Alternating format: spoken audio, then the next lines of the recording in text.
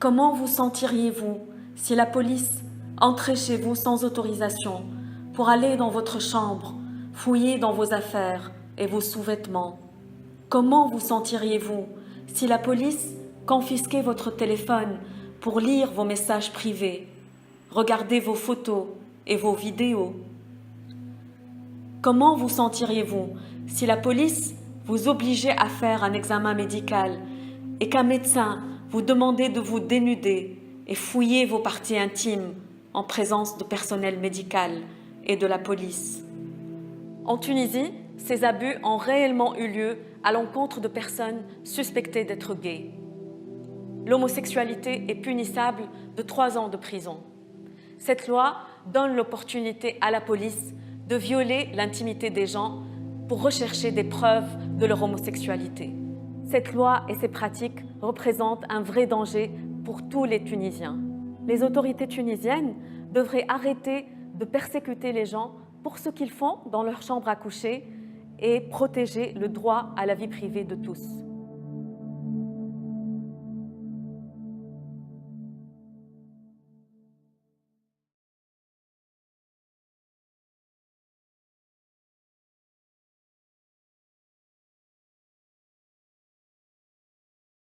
Fondée sur une communauté de destin autour de la Méditerranée, fondée sur une histoire à bien des égards commune, une amitié faite de gestes.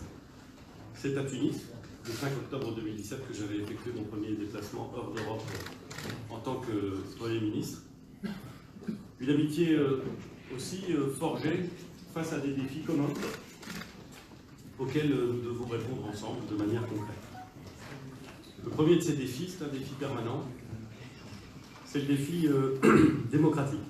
2019 sera une année électorale importante en Tunisie, ce sera une année électorale importante également en France. Cette démocratie qui, à certains endroits, est une conquête ou une reconquête récente, et qui dans d'autres pays semble un acquis ancien, est en vérité toujours à défendre.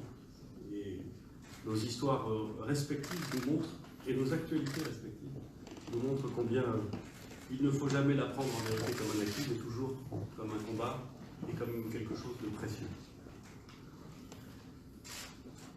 Je veux dire au chef du gouvernement tunisien que ce combat est un combat commun et que nous continuerons, comme c'est le cas depuis de nombreuses années, à accompagner la Tunisie dans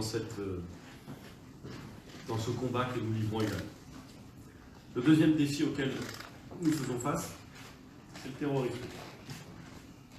La situation sécuritaire s'est très largement améliorée en Tunisie et je veux saluer le renforcement de notre coopération, les résultats qui ont été obtenus, le travail engagé, que ce soit en matière de prévention contre la radicalisation ou de lutte contre le financement du terrorisme, assurer la sécurité des personnes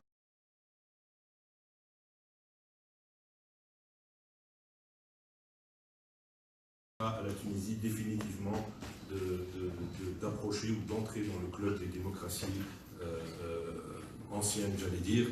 C'est pas tous les jours que nous avons une démocratie qui naît à une heure sud de l'Europe. Donc je pense qu'il est du rôle de la France de soutenir cette démocratie. Voilà, donc en 2 mots,